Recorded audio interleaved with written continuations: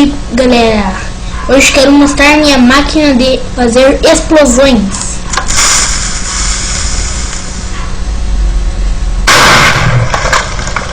Uhul! Muito legal, né? Viu que não aconteceu nada.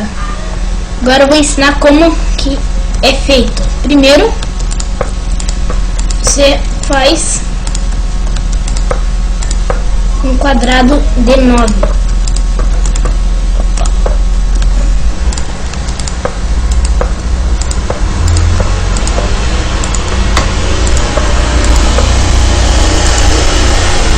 Coloca dinamite aqui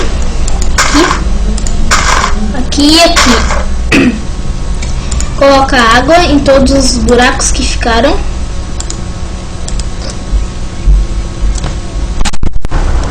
Depois depois de colocar dinamite e água, pegue, faz tudo à volta com redstone. Puxa um redstone pro chão, coloca uma alavanca aí.